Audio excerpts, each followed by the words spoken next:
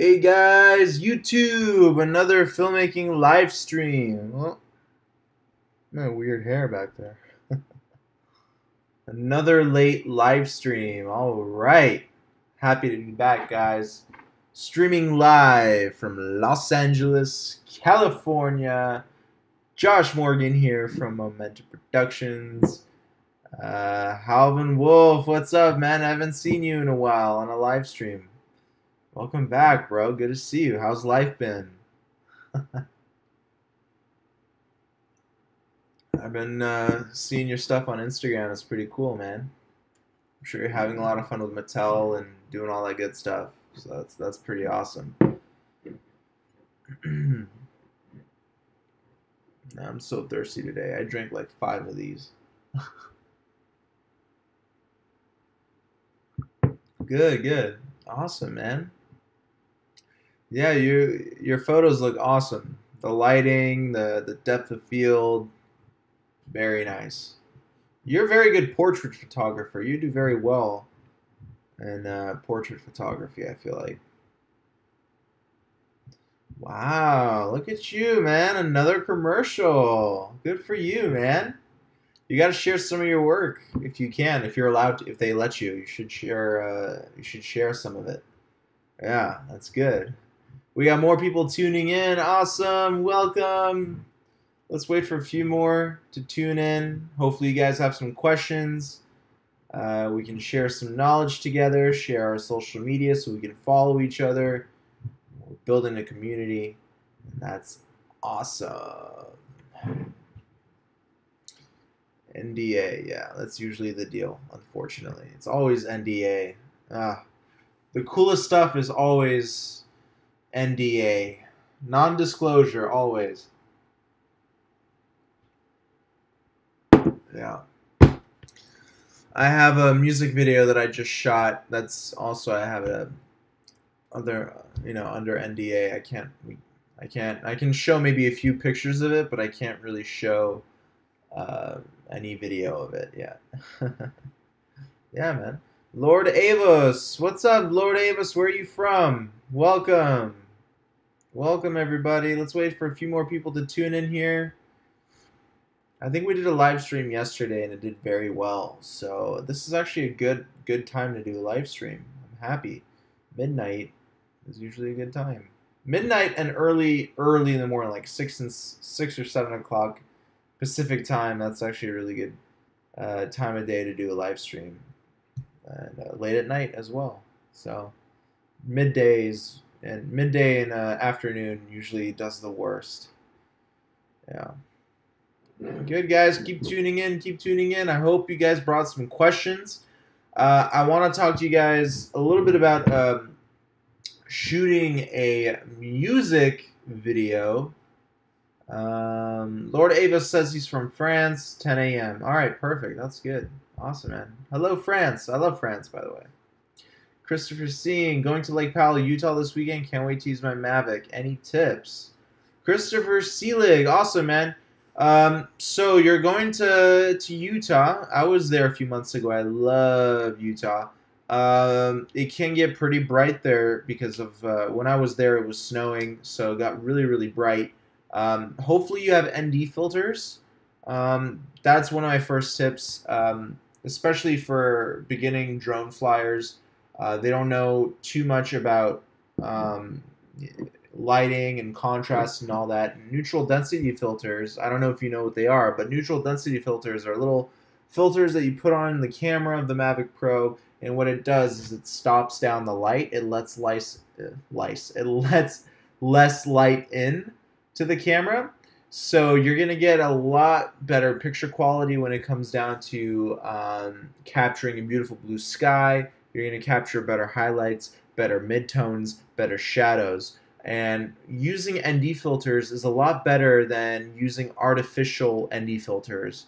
And what I mean by artificial ND filters, I mean stopping down or increasing your shutter speed. Usually that's what we do to compensate for harsh light.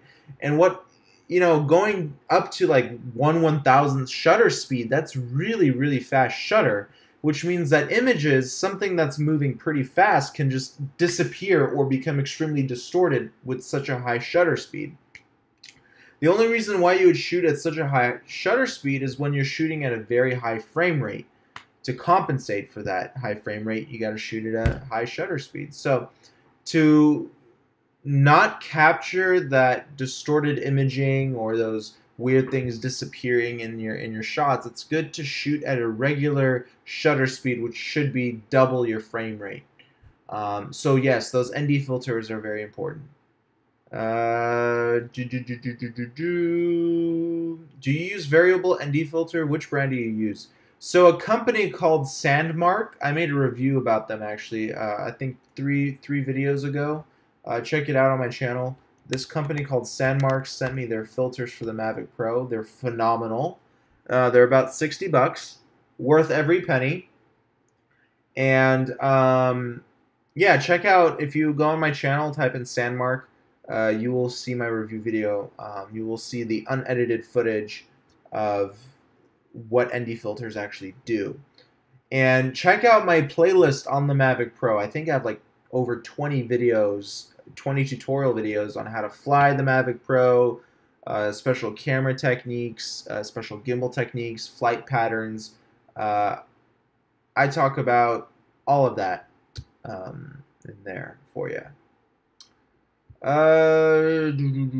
Albert Weiss says, I finally get to see you live. Greetings from Romania. Ooh, I want to go to Romania so badly. Halvin Wolf is asking, I have a question. What's an affordable camera with the highest frames per second? Halvin Wolf, let me know what your budget is, and we can figure out a good camera for you. I love high frame rate cameras. I think right now, for like 900 bucks, you can get a RX 100 Mark V, and that's a high frame. I want to double check the specs on the RX 100 Mark V, because I believe that's a phenomenal camera.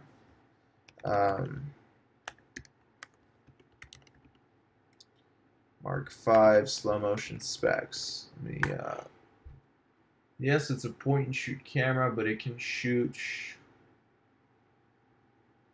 It's slow motion HFR mode, 1,000 frames per second. Oh, that's a lot. That's a lot higher than I thought. It can shoot at full HD at 1,000 frames per second. RX 100, you can get it for $998, but if you look around, you can probably get it for less than 900 bucks. Holy hell. Guys, if I need to show you this footage. It's freaking me out. I didn't know the RX 100 could shoot at 1,000 frames per second. Wow.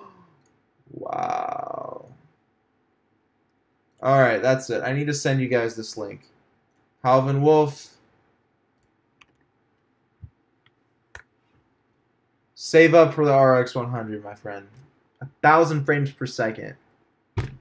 Dude. Look at that footage. Christopher Seelig. Have you ever had problems with birds in a drone? A hawk took down one of my drones.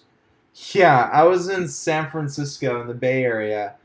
When I had my Inspire 1, I had a seagull swan dive. And he missed. He was trying to take my Inspire 1 out. So he tried to swan dive when I was right under him. I guess I was flying in his area. He tried to swan dive, and I got out of the way really quick. I banked left or banked right, I don't remember. I mean, boom, he missed. If he would have hit my Inspire, I would have been very upset. So yes, definitely.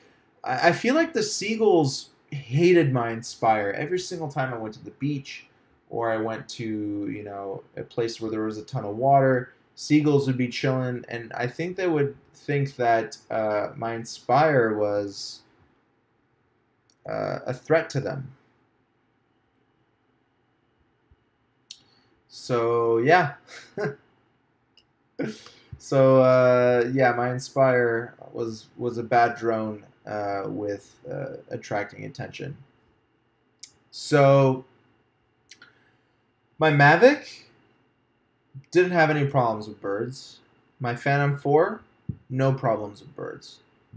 The Inspire 1 actually does look like a bird, so I would see why it would attract a little bit of attention. And it was white, like a seagull, so there you go. But anyway, let's talk a little bit about music videos. I just shot a music video last week. I got done editing it last night. I was up till 3 or 4 a.m. editing a music video. It's all wrapped up. It won't be released until October, and it has to do with domestic abuse. And it was a very interesting music video.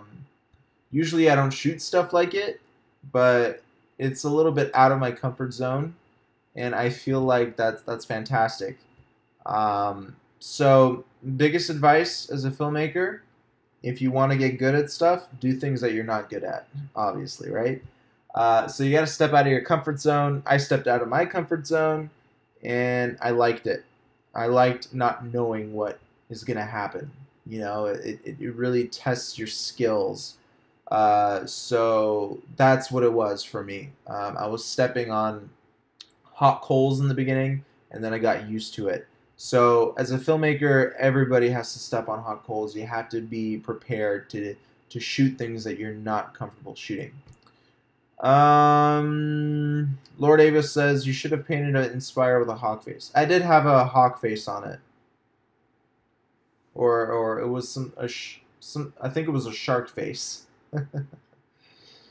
Hey Josh, I shoot at 1080p at 30 frames per second, 160 is shutter speed. When I do a pan through image, seems a bit distorted. What could cause that? Otherwise, it looks great. Oh, I know. You're shooting at 30 frames per second. Try shooting at 60 frames per second.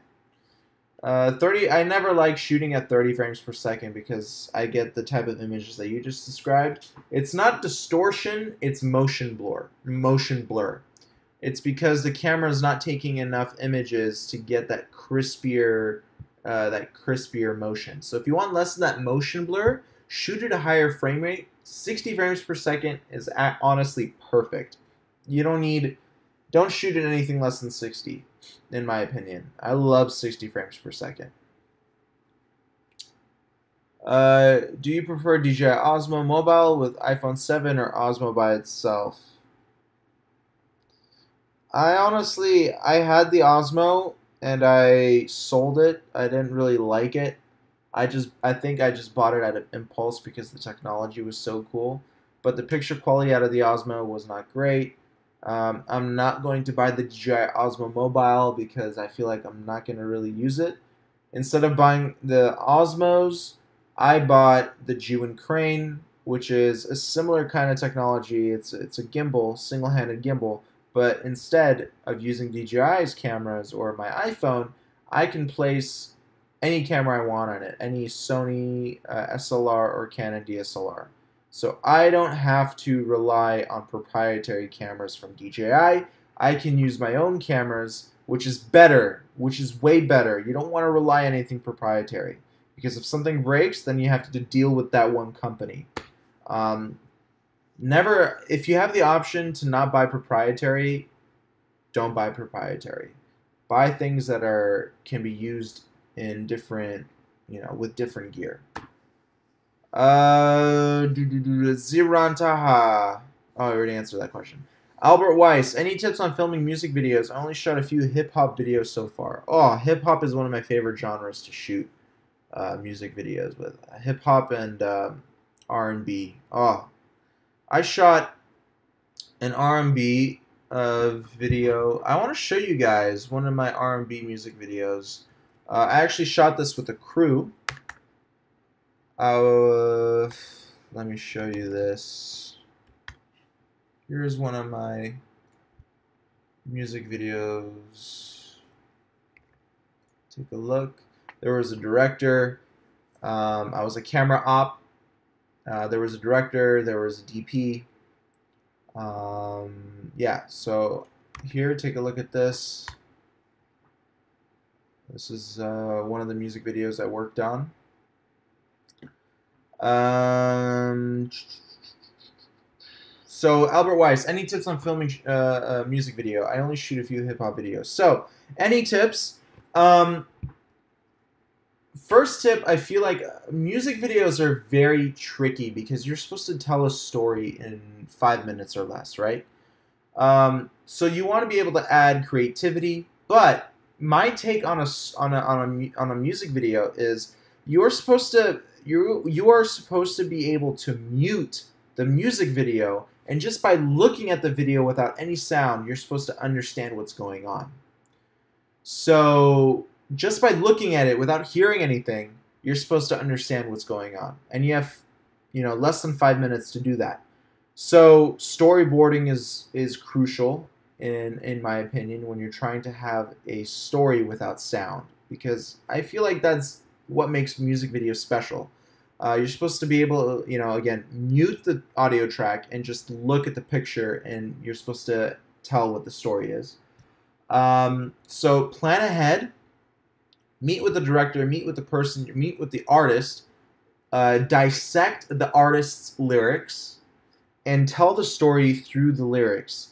Get together with the artist, and I want you to dig deep psychologically into what the artist was thinking when they were writing that song. Once you dig deep into that, you'll be able to plan in your head how you were able to portray that in the camera's eyes, in the camera's view, if that makes sense. So dig deep psychologically, like get really deep, and try to emphasize with the artist what they were going through when they were writing that, or what they were thinking. Once you emphasize, you try to feel a part of that story, and you're able to create that story a lot better. Now, when it comes down to actually shooting the music video, lighting is crucial. Sound doesn't really matter, but of course I do strongly recommend that you do record sound, so syncing up in post-production is a lot easier. So record some sound. You don't have to have the best microphones recording it. I feel like the in-camera microphones are good enough to record sound. Just use that as a reference point so you can sync the sound in post-production. Lighting is so important, guys. It's just as important as the camera. I stopped shooting a lot of my shoots now. I rarely do a natural light because I want to get better at my lighting. I want to get better at DPing. So I started investing a lot of money in lights, and now I'm using them in a lot of my shoots. And being a filmmaker, you have to know how natural light works, and you have to know how artificial light works. You can't just know one without knowing the other, vice versa, So learn natural light first. I feel like, understand how the sun works, how lens flares work, what time of day is a good time of day to shoot outside, understand what overcast can do to your footage. I love shooting on overcast days because the clouds are like a natural diffuser for the sun, and it can really help out with exposure and all that good stuff.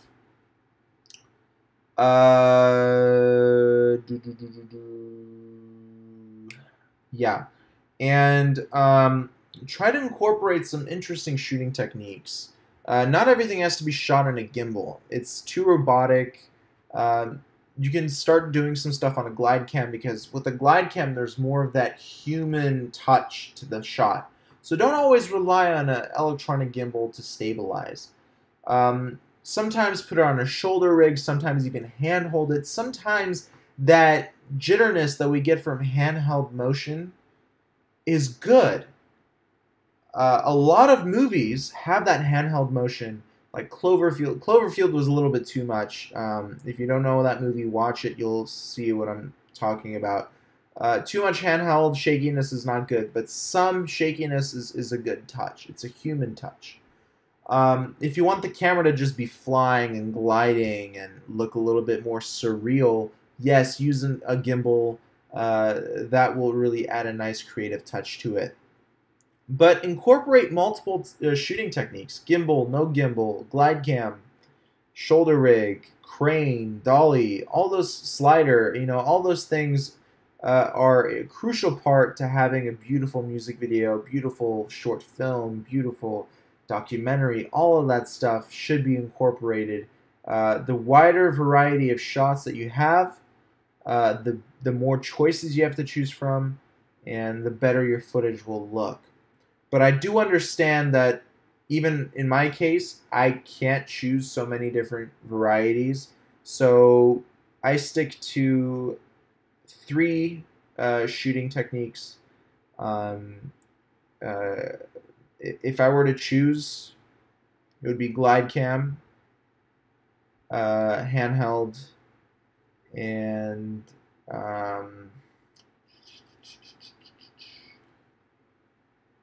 and gimbal, I would say, because the gimbal can be manipulated to act like a slider. So those are the top 3 things. If I were narrowed down to 2, it would be the glide cam and handheld, definitely, because glide cam can do a lot of the job that a electronic gimbal can do with a human touch. FJS, how do you sync the shoot with the real song later? How do you use while shooting the scenes from the music video? Oh, what do you use while shooting the scenes from the music video? So I don't slate. I should be slating, but I don't slate. I usually work by myself, so it's kind of tough to slate, go behind the camera, set my focus, do this, do that. So I don't slate with a real clapper. What I do, I talk to the camera, I say, okay, scene 1, clap. Now let's talk about the clap, and I'll tell you why that's very important. When you clap, you spike the waveforms in the audio. So when you sync it in post-production, you sync... I lost my train of thought, guys. I apologize. We're talking about music videos, right? Sorry. Okay, scratch that. I'm talking about short films, syncing sound short films. When it comes down to music video, take the audio that you recorded while you were shooting the music video and sync it to the original song. Now, there's software called Pluralize that can do it for you automatically, but you can also do it manually if you don't want to spend $300 on that software, or $400. I forgot how much it was.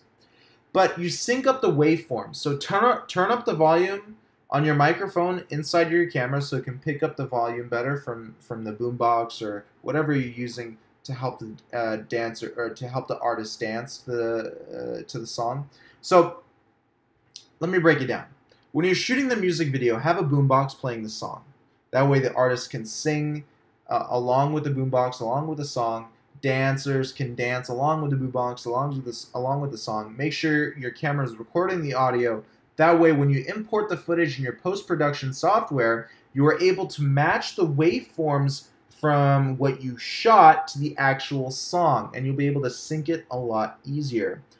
I strongly discourage that you shoot anything without sound.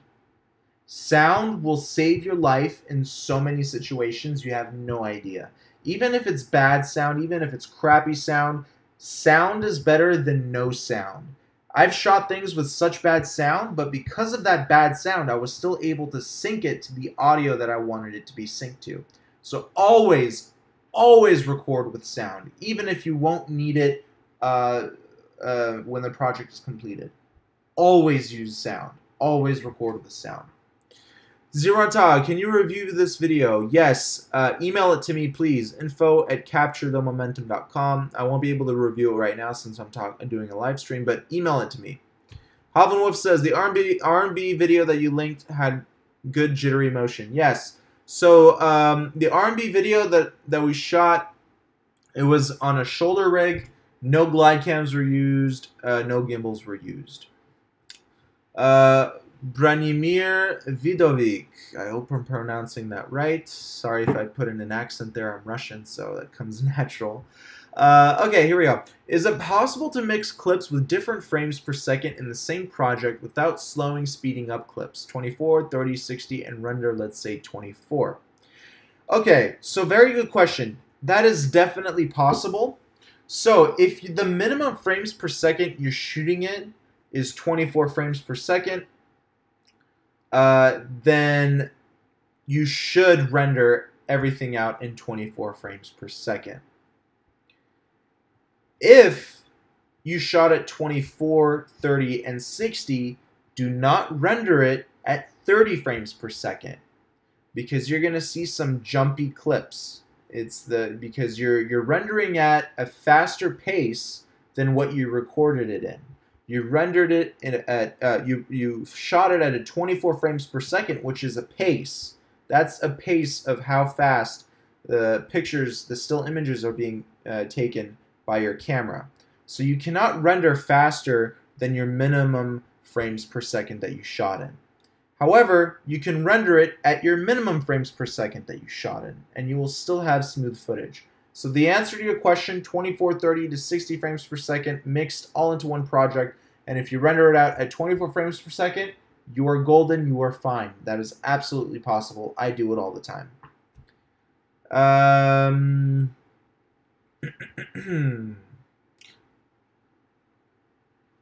Indra 9110.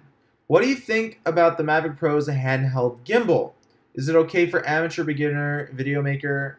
I'm from the Netherlands. Yes, so I will be releasing a video on Monday on how you can use your Mavic Pro as a handheld gimbal. You're gonna have to stay tuned for what I think. I have a little rig set up to use my Mavic Pro as a handheld gimbal. I need to test it out. Right now, I can't tell you if it's possible to use the Mavic Pro as a handheld gimbal. Give me until Monday to do some tests. I will produce a video for you out on Monday, and you will get the results from it. The stability from the Mavic, I think, is fantastic, so I think the answer will be yes. But give me the weekend, the rest of this week, to create the video for you, and you will have it by Monday. All right, and subscribe to this channel if you haven't subscribed already, and turn on post notifications so you get notified. I'm releasing another very important video on the Mavic Pro in 4 hours. 4 hours at 5 a.m. Less than 4 hours, 3.5 hours. I'm releasing another very important video on the DJI Mavic Pro. So make sure you're subscribed and sign up for notifications so you get alerted when I release this video. Otherwise, you'll miss it. And it's a very important tutorial. But yeah, stay tuned for Monday on the one that you want, and you will know. FJS, okay, thank you very much. Ziron, please write down your email. Okay, let me write down my email for you. info@capturethemomentum.com. So, Ziron, is this the video that you've been working on? Is this your video? Or is it somebody else's? Albert Weiss, I'm going to buy the Lang P-4S. Will I need a quick release plate? Will you need a quick release plate to operate the P-4S? No. Will it make it a lot faster to balance? Yes. Is it more easy to use with a quick release plate? Yes. But is it a necessity? No. The P-4 will work perfectly fine without a quick release plate. It's not, you don't have to.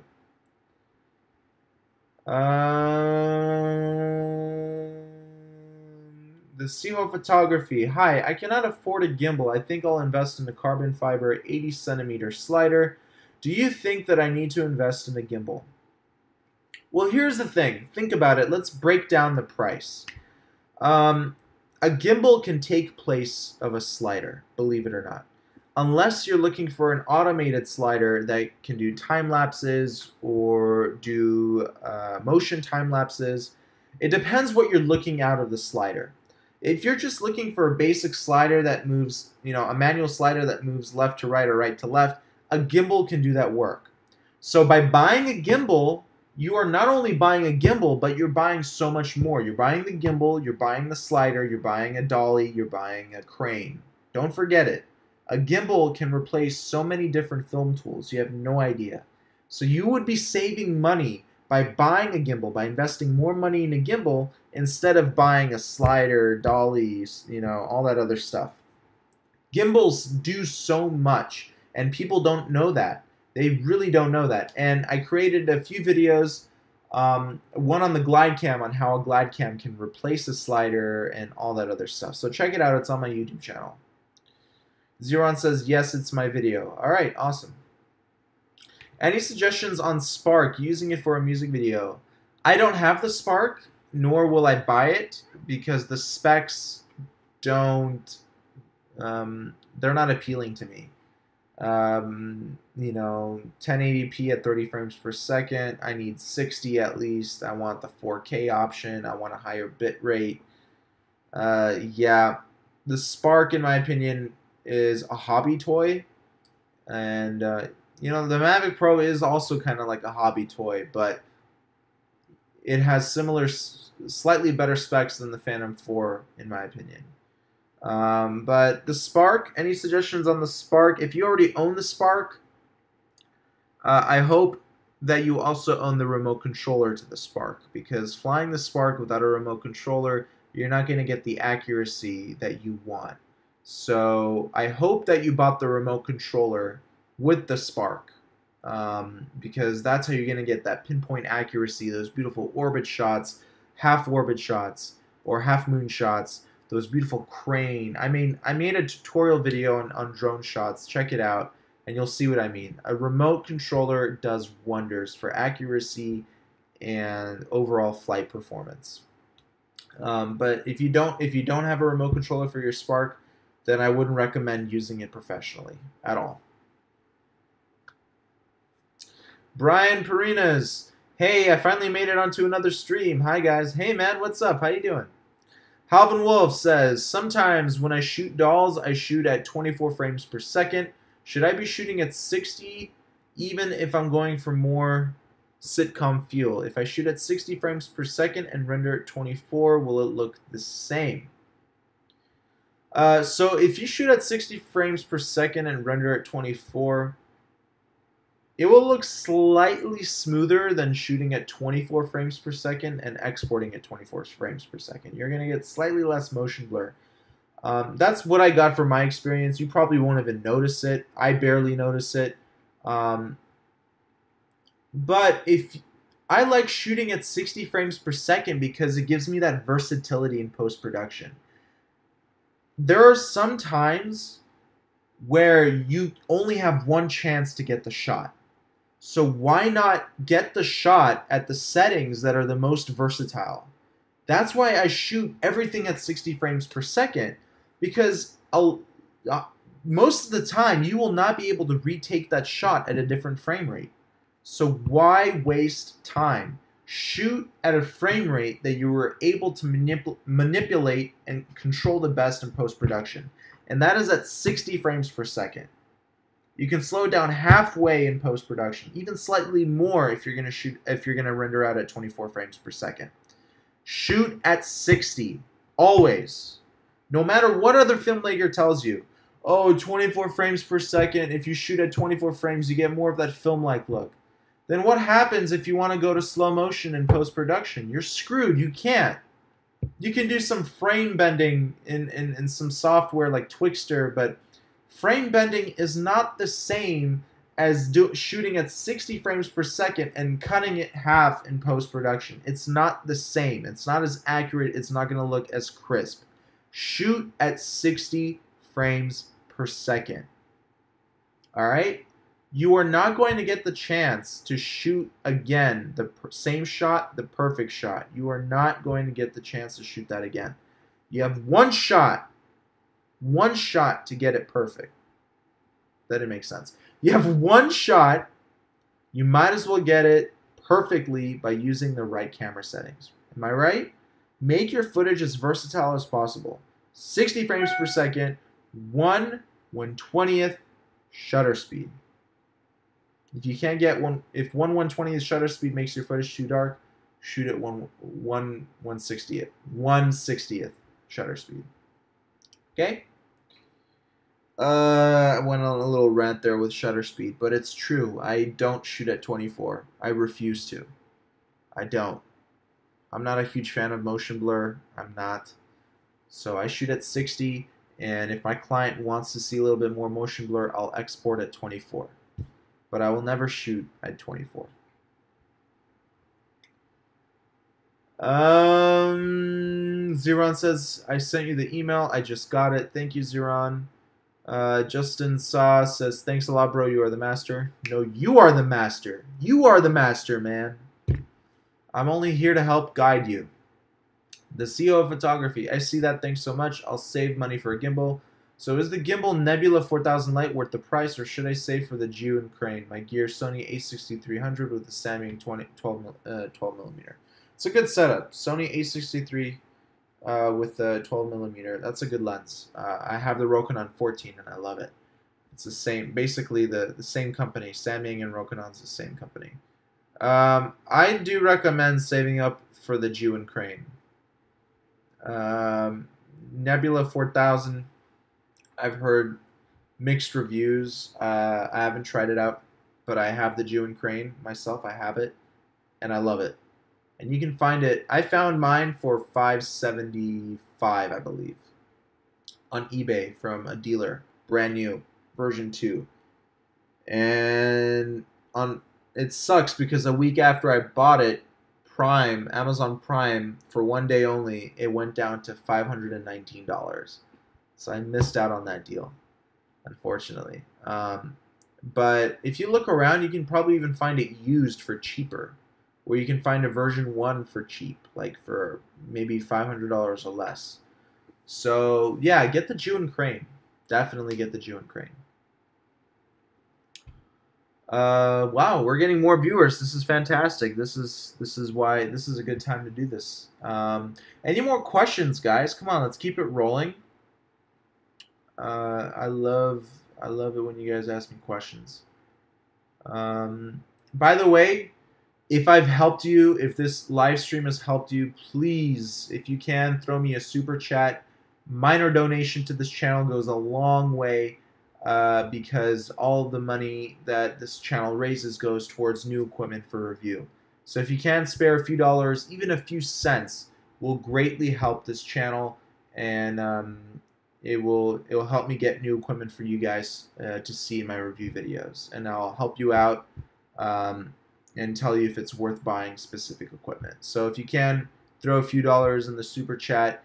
The super chat's a little $ icon under the chat area. You know, anything helps. So super chat's right there. Thank you guys, I appreciate it. And you'll get shout outs on my channel. So I'll link your channel in the description of my videos. So yeah, let me know. Hello from friendly Russia. Добрый вечер. Добрый вечер. Я тоже говорю по-русски. Я плохо говорю, но я говорю по-русски. Only he understood what I said. Only he understood what I said. Okay. If video. Awesome. Okay. Justin saw. Even if for still shots, does it matter? I may want to shoot still shots at 24 frames per second. Maybe because the camera doesn't allow to use 60 frames per second. Will it make a difference? So still shots at 24 frames per second. I'm kind of confused there. When we're talking about frames per second, we're usually talking about video. Can you elaborate on that, please? Please elaborate. Roz is asking, what do you think about the Nikon D3400 for a beginner camera? I don't follow Nikon. I only know Sony, Canon, and Panasonic. So I don't know anything about Nikon cameras, unfortunately. I never owned a Nikon, and I never will. What's your budget like? Maybe I can help you find a camera. Let me know what your budget is. Super chat coming on the next live stream. Thanks, man. I appreciate it. Halvin Wolf is one of my biggest supporters. Support him on his Instagram. Follow him on Instagram at Halvin Wolf. Or Halvin, right? What is your Instagram one more time? Share your Instagram, guys. Share your Facebooks. This is not about me. This is about you guys. Promote yourselves on this live stream. Let people see your work. This is a community we're building here, right? So make sure you share your work with everybody here. Zeron says, I have a Canon 6D. Great camera, full frame. I love it. When I shoot videos, the video quality is not qualifying. Not qualifying. It is not crisp. What camera settings are you shooting with on the 6D? Let me know. What lens should I use for it? There's multiple lenses you can use with the 6D. I have wide, mid-range, and even a telephoto. So maybe what brand? I would recommend using Canon native glass. Native glass is the best glass you can get. Canon has so many different lenses. I wouldn't buy from any other brand, to be honest. I love native glass. It communicates with the camera perfectly. Unless you're going to buy something, unless you want to buy a manual lens like a wide Rokinon, which is what I have. I have a manual wide Rokinon, and I love it. When I had my Canon 5D Mark II, I used that lens on almost every single shoot. If you don't care about autofocus, then Rokinon's good, Tamron is good, Sigma is good. Those are all great companies with affordable prices. But I don't know what focal length you want, what you want your footage to look like. You gotta let me know what you want there. FJS, now you talk about cameras. What do you think about the GH5 versus the GH4? I own the GH4, but should I upgrade? I also own the GH4. Will I upgrade to the GH5? No. I'm done with Micro Four Thirds cameras. I need low light performance a lot of the time, so the GH4 I will be selling very shortly. Unfortunately, the picture quality out of that thing is freaking gorgeous. I honestly, the GH4 I think outperforms any other camera when it comes down to picture quality. It's remarkable. It looks better than the Blackmagic Ursa. That's ridiculous, guys. It looks better than the Blackmagic. So I have two major issues with the GH4. That is autofocus, continuous autofocus, and what was it? Low light performance. Battery life is freaking unbelievable. 3.5 hours in video mode. No other camera that size can do something like that. The lenses that are available for it are fantastic, but the autofocus is horrible, and low light is horrible. So because of those two reasons, I will not be upgrading to the GH5 because I know the GH5 will have slightly better performance in both. But not to the point of the Sony cameras that I have. My Sonys never had an issue with focus, especially the A7R2. That thing is such a smartass when it comes down to autofocus. It knows when something's on the edge of the screen, on the edge of the frame, it knows that that's what it needs to focus on and not the majority of the background. So Sony knows autofocus more than any other camera in my opinion. Canon does too, actually. Canon does a great job. But Panasonic needs to work on their autofocus technology because it's really disappointing. I currently have a Canon 700D. Should I invest in a camera that can shoot 60 frames per second? Yes, you should. My 5D Mark II couldn't shoot at 60 frames per second, and I missed out on a lot of opportunities to capture beautiful slow motion footage. So, yes, definitely invest in a camera that shoots at 60. Indra, thanks, bro. Gotta go. Can't wait for your tutorial on Monday. Bye. All right, Indra, thank you so much for watching. I appreciate it. Branimir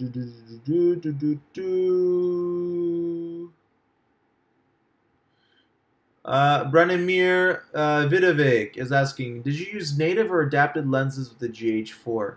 I only have one lens for the GH4 because I wanted to just use it as a C camera or a vlogging camera. So I have a native Panasonic lens for it. It's not a great lens. It's a very cheap lens. I think I spent like 300 bucks on it. But the picture I get out of it is pretty damn good. It's a 3.5 to a 5.6 aperture range lens. It's not the best, I know that. But I bought it as like a, I bought it in a bundle for dirt cheap for like 13 or 1400 bucks. Everything. Extra batteries, little mini tripod, carrying bag, like I got a good deal on it when it came out. I bought it in 2014. So it's 3.5 years I've had the GH4 already, and I think I'm ready to let go of it. I'm gonna let go of the Sony A7S and the Panasonic GH4, and I'm gonna upgrade to the A7S Mark III when it comes out. So that's my plan with cameras, and I might get the RX100 Mark V. I'm still debating. That 1,000 frames per second has me like, oh, I love that so much.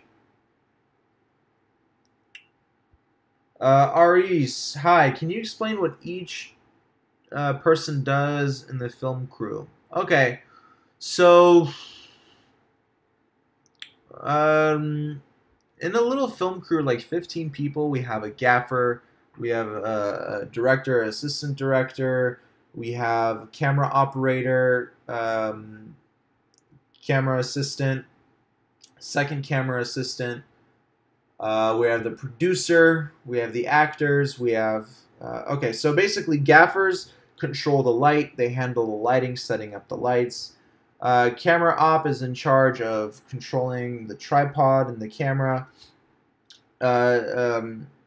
Assistant camera controls the focus. Second assistant camera measures out how long the focus has to go until it hits prime focus on the subject. We have the director. Obviously, you know the director is. He directs the talent. Second AD, or I'm sorry, first AD, assistant director, gathers the talent, helps out the director. Second AD, I've never been on a shoot with the second AD, but second AD. There's first AD, second AD. But yeah, second AD, I think second AD gathers the talent. First AD helps out with the director, organizing everything. Then there's the director of photography, who's in charge of framing the camera. He doesn't do hands-on stuff with the camera. He just tells the camera op how he or she wants the camera to be framed up. He also guides the lighting technicians or the gaffers to set up the lights the way they want. Director and DP are like this. They organize the shots together most of the time. They talk about lighting and the scene and how it should look and feel. So that's the basic overview of a film crew. I've worked in a film crew a few times. Very small film crew though, maybe 15 people tops. Multiple gaffers, one assistant director, one producer. Producer's in charge of finding the finances for the film and hiring people. Then we have the location scouter. Obviously, the location scouter scouts out for the location.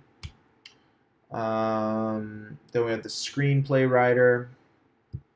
Writes the screenplay. So yeah, about 15 people. I enrolled myself into a 48-hour film festival.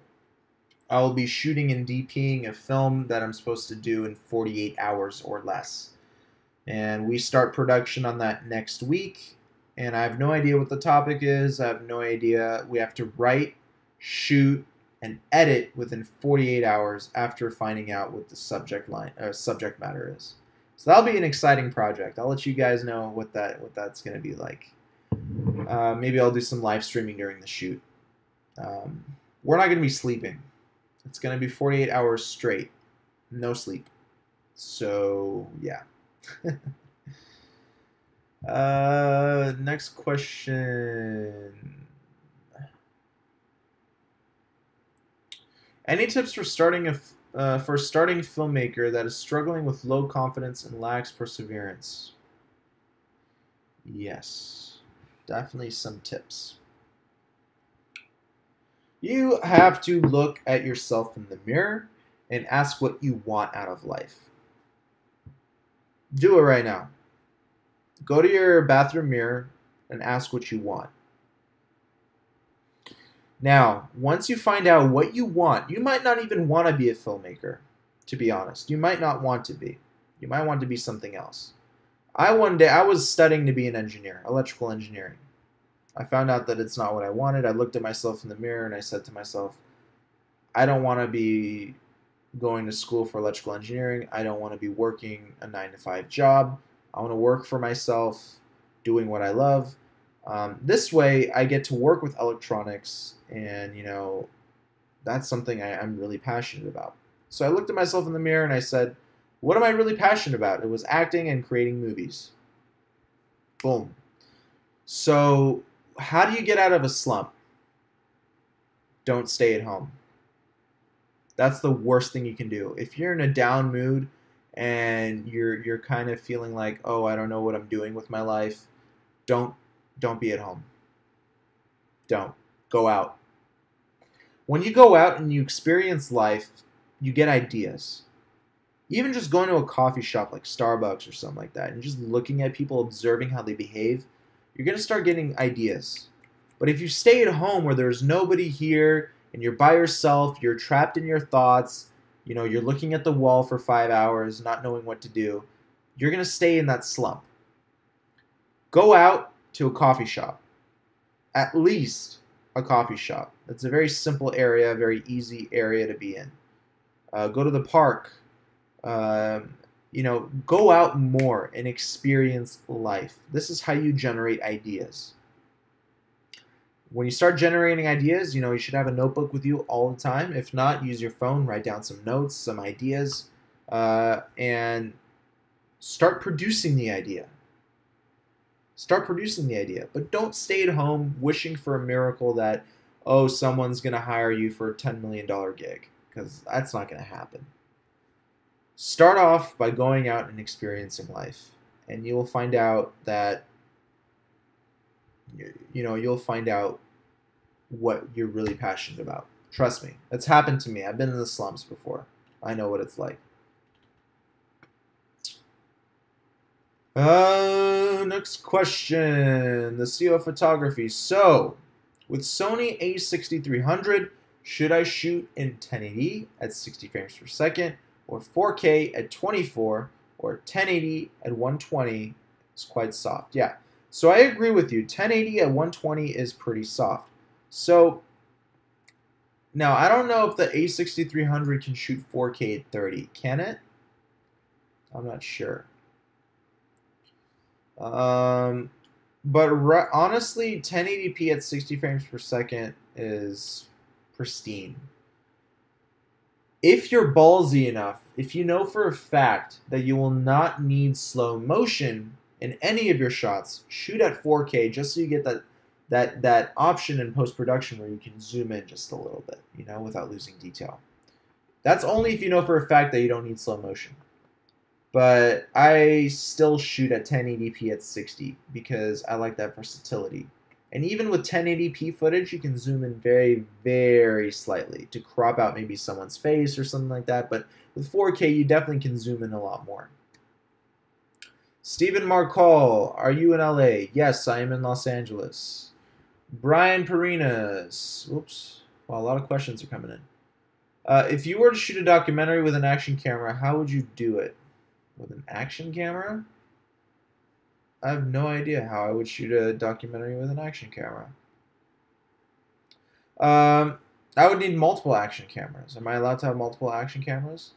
I would have angles all over the place. I love different angles.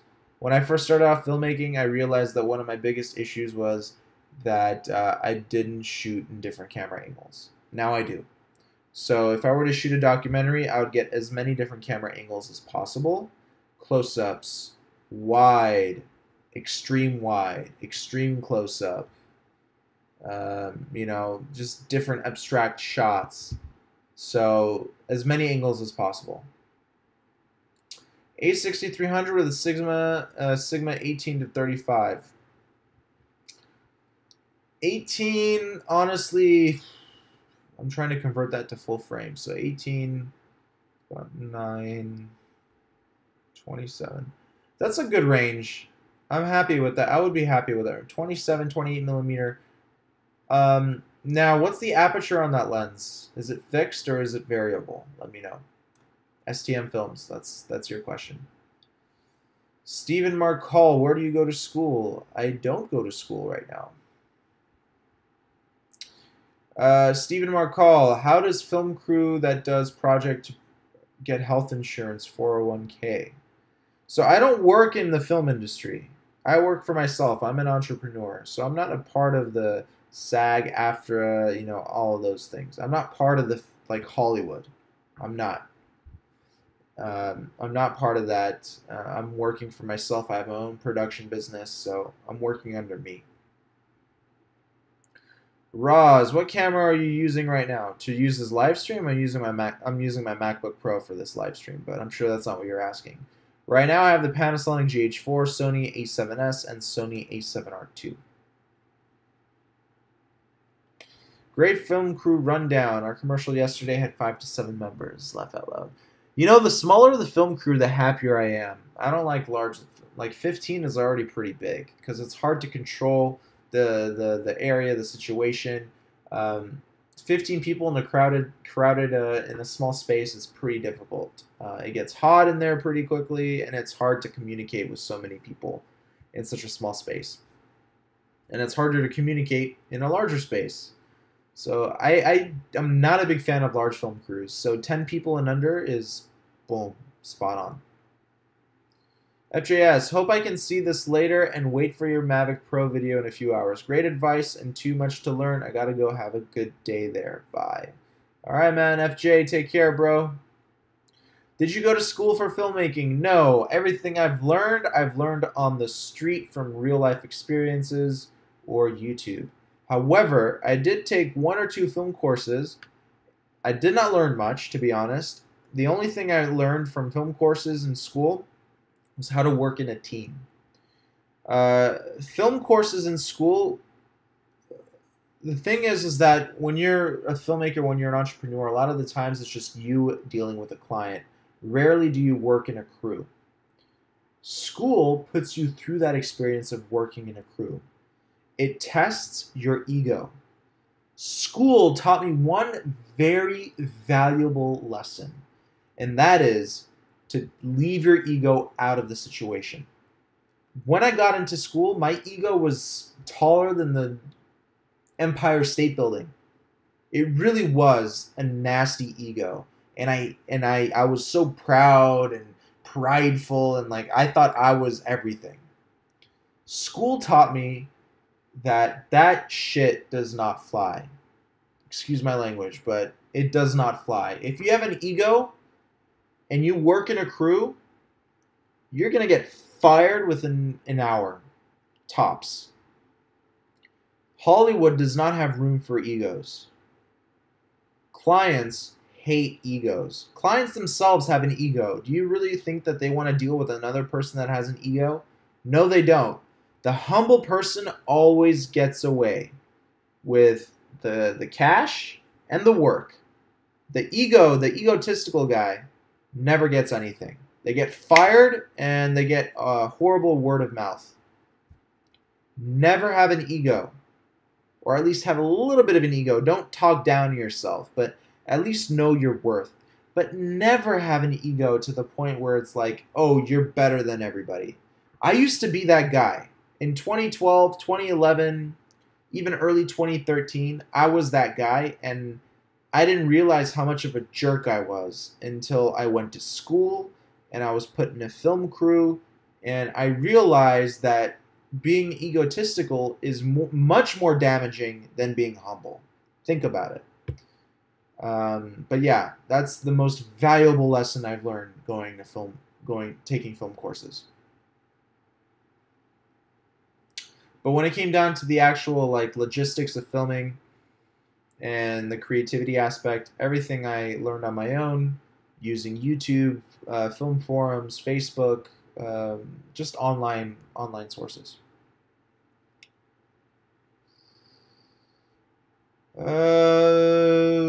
Brian says, I just did, and I thought to myself, like, dude, I want to edit, but I'm going to be working on a project soon. I planned it, but now I won't be able to create the video that I imagined due to the lack of equipment I have right now.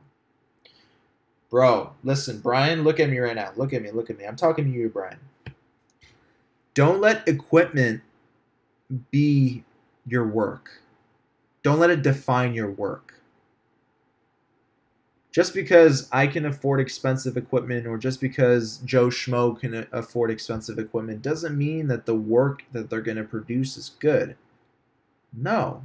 It's not about the money. It's the money that you have to spend on equipment. It's not about the expensive equipment that you have. It's about the person behind the equipment. You can literally take a little camcorder and film an unbelievable short film with it. You really can. There's this guy I want you guys to check out. He's really out there. Like, he's really beyond what you would consider normal. His name is Frank Yang.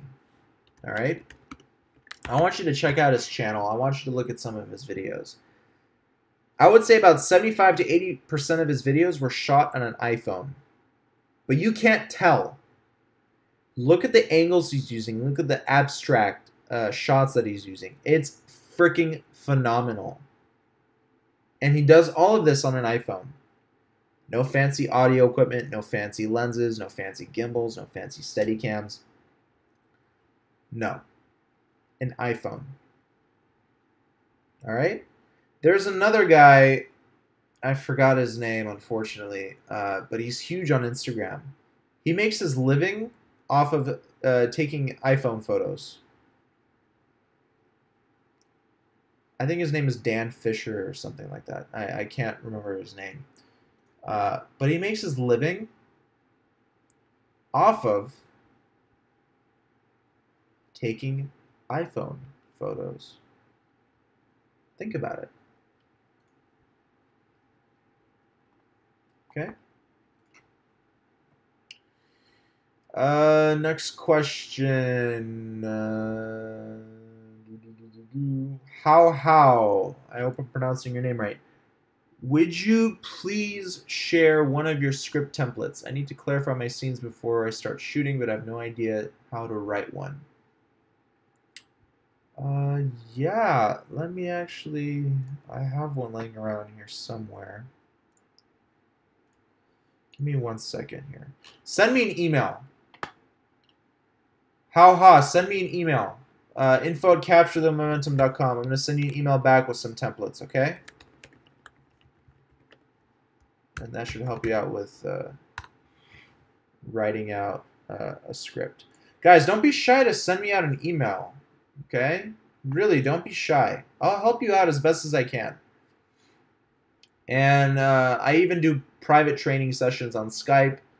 And if you're in LA, we can meet up for coffee, and I've done a few private sessions in Los Angeles face-to-face with some people. I've taught people how to use glide cams, so that was like the biggest thing that I've done face-to-face, you know, instructional stuff.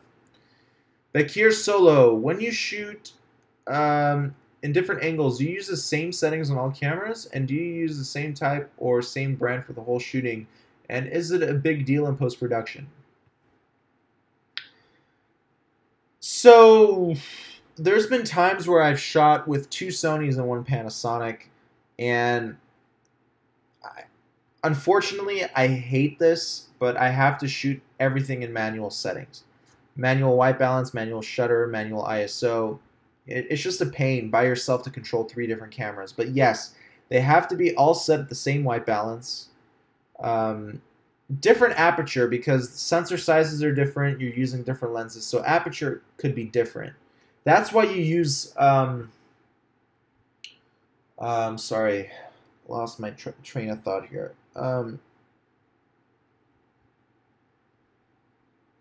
Exposure value. Yes, exposure value. I believe that's what it is. So you know that EV exposure value, that little knob that most cameras have, the +3, +0, +1. In the camera, it's supposed to give you the exposure value. So all of your exposure values on every single camera that you have should be set to the same number. It will tell you if it's +1, -1, if it's underexposed, overexposed. So because these cameras have different sensor sizes and you're using different lenses, you're going to get different amount of light set in. So ISO will be different on all those cameras. White balance should be set the same. Shutter speed should be set the same. Frame rate should be set the same. Focal length, you know, could be different depending on the look you want. And ISO could be different. Aperture could be different. But when it comes down to white balance, shutter speed, and frame rate, that should all be the same. Depending on the quality camera that you're using, color correction could be a pain. However, in my situation, the GH4 and the two Sonys that I have, they're actually pretty well together. I've never really had a big issue color correcting or color matching those cameras together.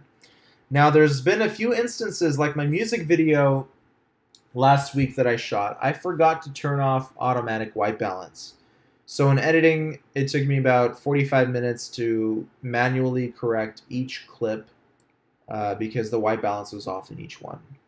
So remember to turn off auto white balance. Set your white balance to manual. That's a pretty big lesson to learn. Setting your white balance in post-production is such a pain, and it takes up a lot of precious time.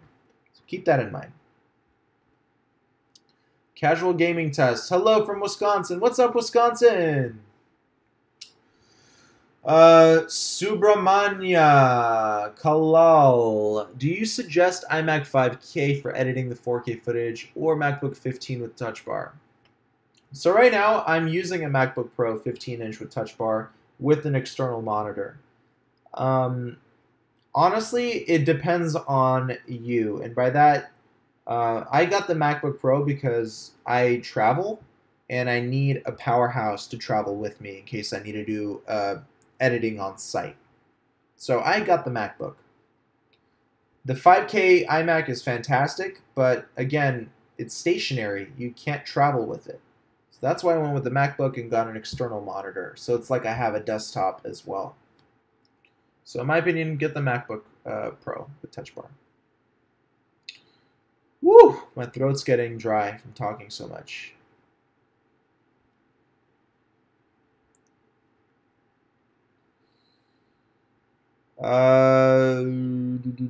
Roz is asking, can I use a kit lens but still have pro photos? Yes, definitely.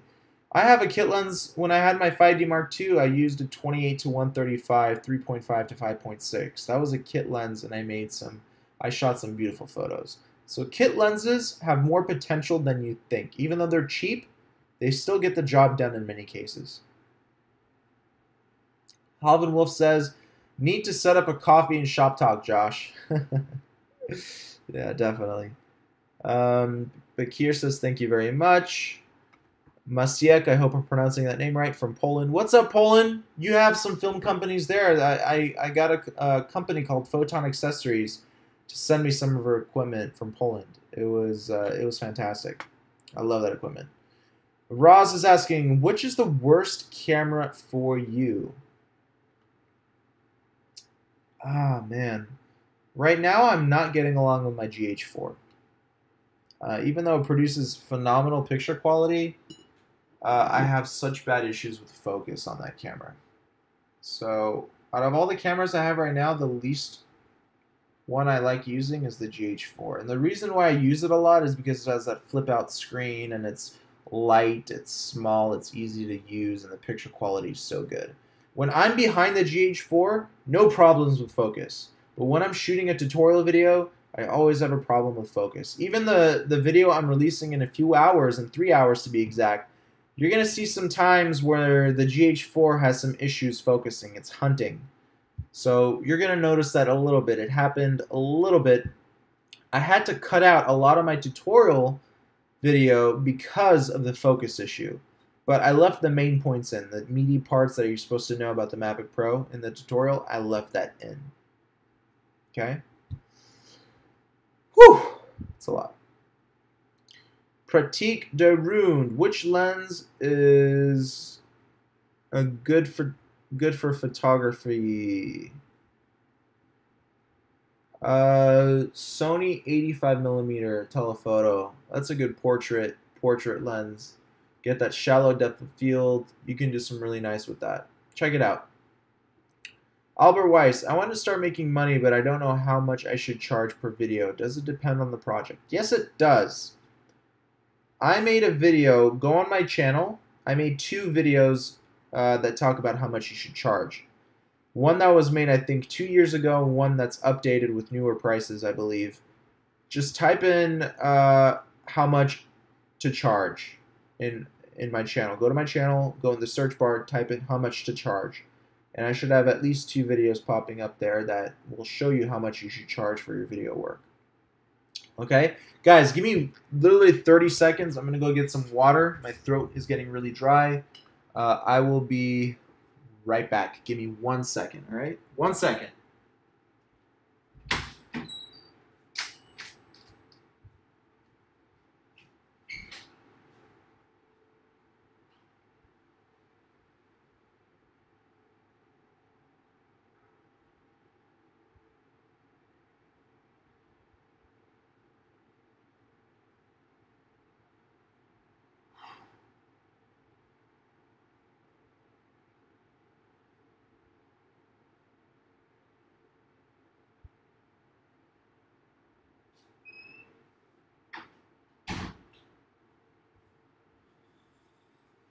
All right, I'm back. All right, guys, I am back, ready to rock and roll. Still got some energy. It's 2:07 a.m. in LA right now, but I still got some energy. Let's do this. Woo! All right. Albert Weiss says, I want to start making money, but I don't know how much money I should charge. Okay, we talked about that. Halvin Wolf is saying, the commercial was shot with a baby red camera. Worth the money? Honestly, I mean, if it's a commercial for YouTube, I don't think it's worth the money. I mean, I was never... Listen, you know what's going to happen? Cameras are going to get so small. They're going to get so small. They're going to get so much cheaper. The iPhone will eventually be the camera that filmmakers use, believe it or not. Unfortunately, that's the truth. Technology is advancing faster than anything in the world, and it's going to get to the point where an iPhone is going to be a professional camera. And that probably won't happen for another, I think, 10, 15 years, but, you know, it will happen. But spending 30 grand on a Red, it's not worth it, in my opinion. But then again, it depends on the type of production. If you're working for somebody, if you're working for a company, it might be necessary. But I know that for my line of work, the cameras that I have outperform what my clients expect. They outdo, I mean, it outdoes. The quality is better than what they expect. I have some clients of mine, I filmed a party for them, and they were asking me to put stuff on a DVD for them. So people nowadays, they still rely on standard definition. They don't really care about high definition. 1080p, most households right now still don't have a 1080p television. Believe it or not. Most households right now don't have enough internet bandwidth to stream 1080p footage. Think about it. So to even think about 4K is crazy. 4K should be used as a tool to help you create more versatile footage for editing. Or 4K can be used to sell stock footage or to sell it to a commercial company. But when you're working one-on-one with clients, they don't expect 4K, and rarely do they even expect HD. Believe it or not, I'm telling you the truth. Yes, one of my clients, like Rebecca Black, Laura Clury, Rob Riches, they expect HD because that's what they've been putting out for years. But most people, like people who ask you to shoot, parties and stuff with them, like little gigs like that, they don't really expect HD footage. They still expect stuff in standard definition on a DVD. I told my clients, I told them that the ones that asked me to put on a DVD, I said, I don't downgrade my footage to SD anymore. I don't. I don't even have a DVD player. I don't have a DVD burner. I don't have empty DVDs anymore. I got rid of those in 2013. It's been 4 years since the last DVD I burned or even watched. So, yeah, that's what it is. What about your planning process before, in, and after a video project? So we talked about that a little bit earlier in the live stream. Try and rewind and find that part. But there's storyboarding, there's script writing, there's meeting up with the talent, which is very important.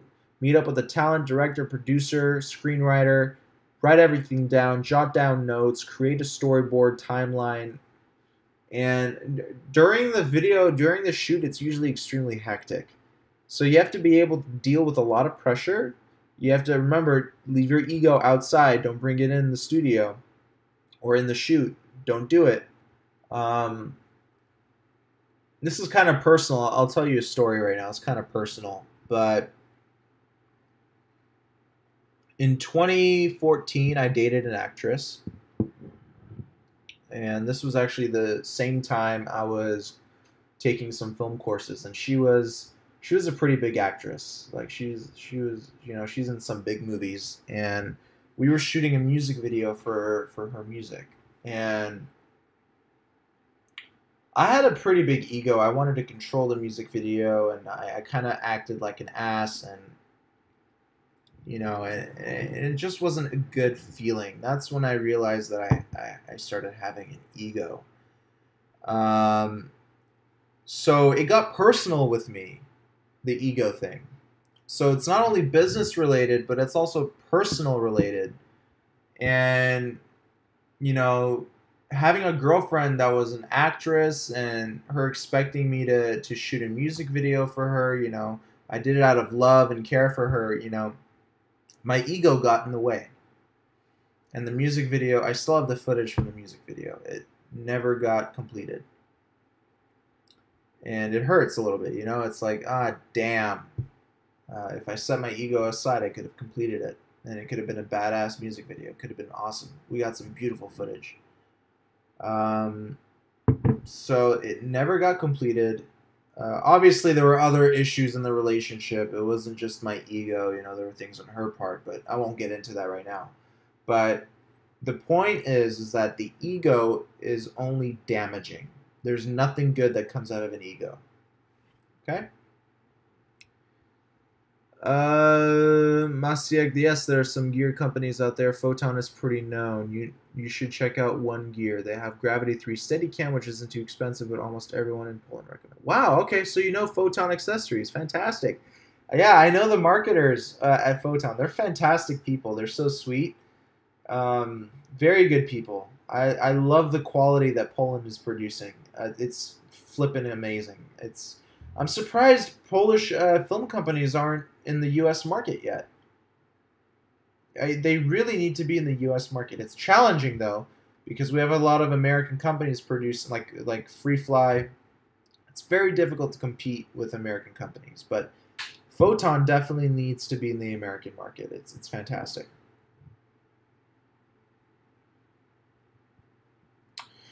Do filmmakers should follow a signature style in terms of editing, or should follow? Okay, so a filmmaker should they follow somebody else's filmmaking style?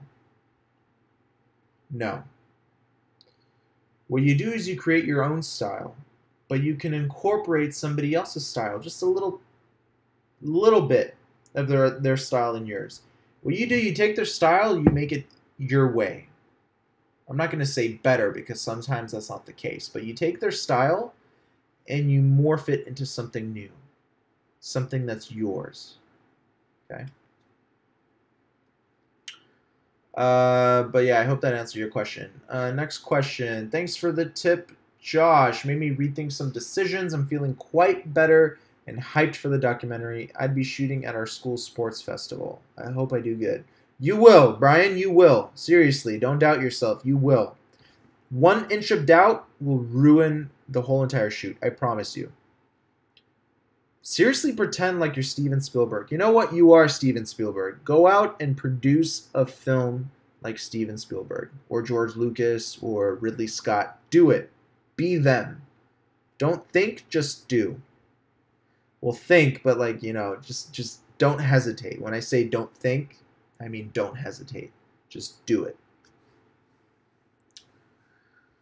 Do, do, do, do, do, do, do.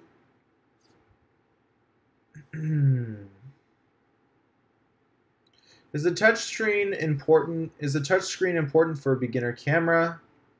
No, not necessarily. It's kind of a little bit of a gimmick, but sometimes it's convenient because some cameras have buttons that are not that easily accessible. So sometimes, like the GH4, I use the touchscreen a lot because I don't like some of the buttons that are on there.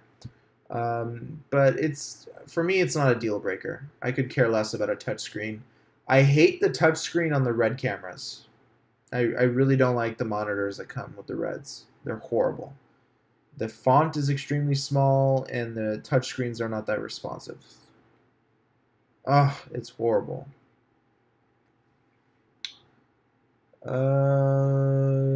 What do you think of Canon's newest cameras, such as the SL2?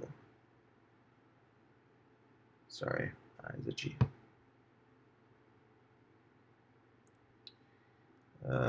Canon's newest camera, the SL2. I haven't even heard of that camera. Wow. See, I'm a little bit behind the times, aren't I? I'm following Sony mainly lately because I want that A7S Mark III.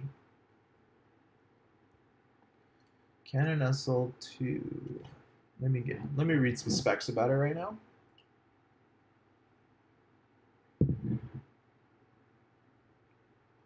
My internet's kind of slow again.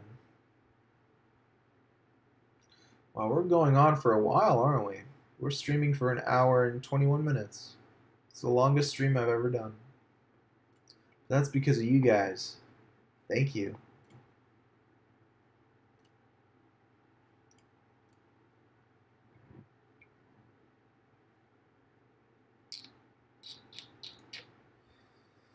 All right, it's not loading. Let me get back to your question about the SL2, okay?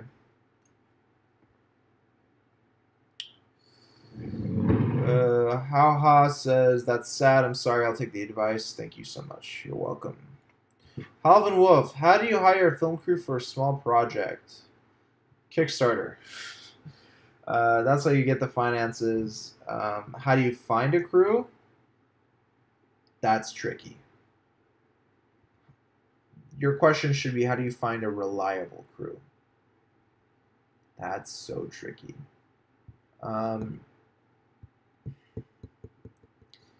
I don't trust Craigslist. I don't trust Facebook. I have to know the person before I hire them. That's just me. So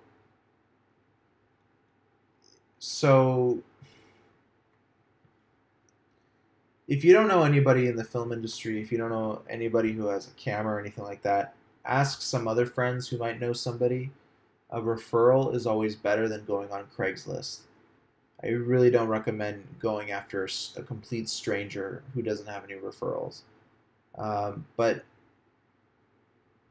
you know, go through mutual friends. I feel like that's the best. That's the best way to do things. Brian Perinas, what was the longest edit that you've done? I had an edit that took me 7 hours to edit and render, like an additional 5 hours to save. It's only like 12 minutes, 720, 24 frames per second. The longest edit I've done,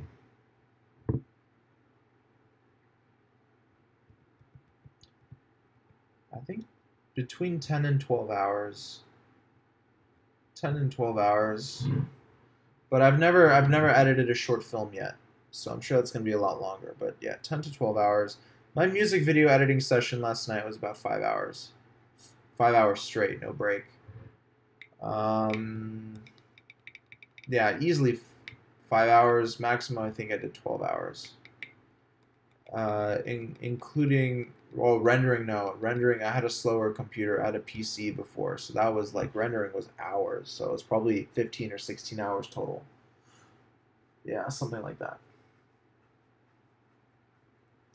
Aha, how can I buy a Steadicam head replacement? Mine lost a screw, so I cannot keep it stable. Which Steadicam do you have? Reach out to the manufacturer and see if they have that part in stock. Roz is saying, is 25600 ISO okay for night shooting? Depends what camera you're using. My Sony a7S handles 25,600 ISO like butter. It handles ISO like butter until 40,000. So it all depends on the camera you're using. One last question, guys, and then I'm gonna hit the bed. Gotta get some sleep. I'm shooting with my friend David tomorrow morning for a new tutorial video. I asked him to come by and help me out. It's gonna be the subject of my next tutorial video. There's not much scope or support when it comes to filmmaking in my town, but I do give my best on YouTube on uploading the videos. How should I reach out to the outer world and work with others? Email them. Find their email them, and ask them exactly what you asked me. Would you like a cinematographer? Would you like an intern? Would you like to collaborate? Here's some of my work. You know, and the sign-off of each email is very important. Don't just say thank you and then goodbye. Say, I'm looking forward to your response, period. Then sign with your name. That's it.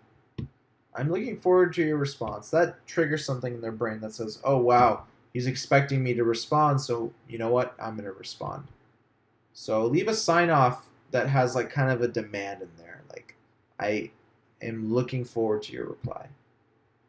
I would say about 70% of the emails, 70-75% of my emails get a response, which is very high. I've sent hundreds of emails to many celebrities, and I've gotten a 70 to 75% response rate. Very, very high. And I'm pretty sure it's because of that sign-off. Brian says, thanks for the tips, Josh. I'll be looking forward to the next stream if I make it again. Over and out. Take care, Brian. I'll see you soon. Roz says, bro, you are the best YouTuber. Bro, thank you, man. If you like this stream, please like it, share it. Also, subscribe and turn on post notifications. Share this channel with your friends, guys. I was doing pretty bad with subscribers the last 3 days. I'm not gonna lie. I think something happened in the algorithm. My views were good, but my subscriber rate went down like 20 subs, which is not good. I was killing it this month, and then just the last 3 days just plummeted for some reason.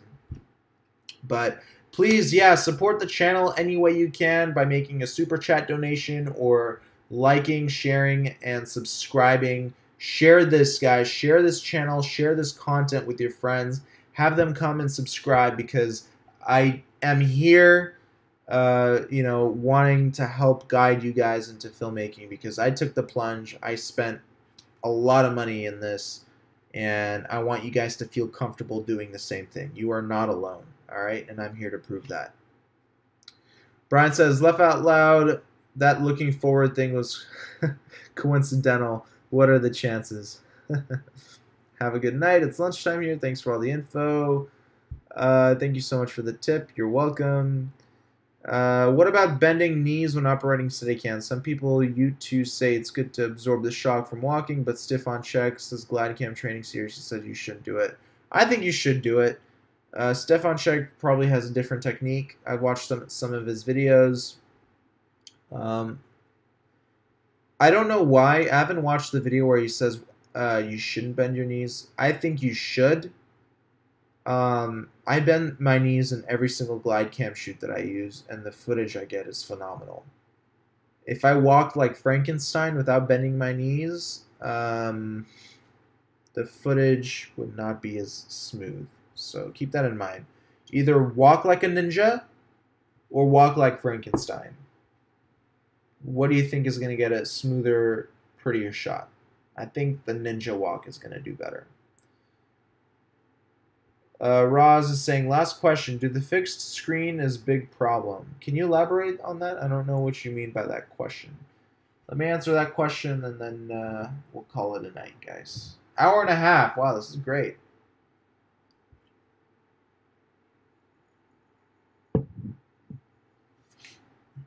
And stay tuned for my video I'm releasing at 5 a.m. Pacific time.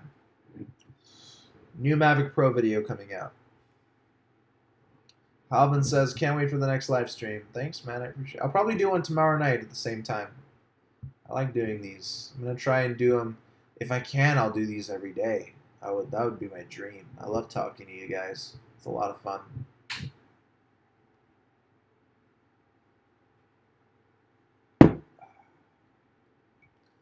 Roz. I'm waiting on your question, bro. I'll give you another 30 seconds.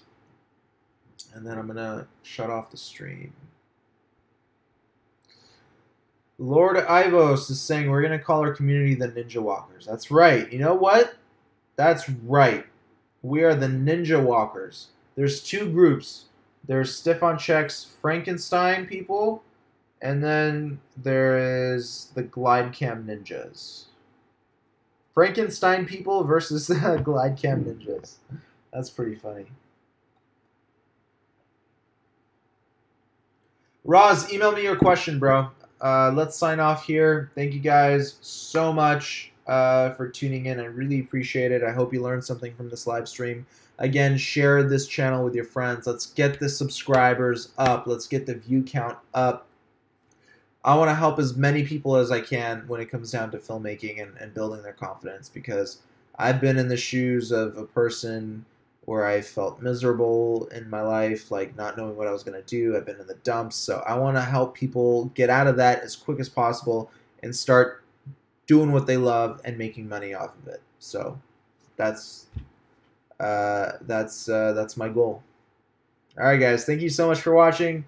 Again, share, like, subscribe, and I will see you next time. Peace out, everybody. Thank you so much. I'll talk to you soon.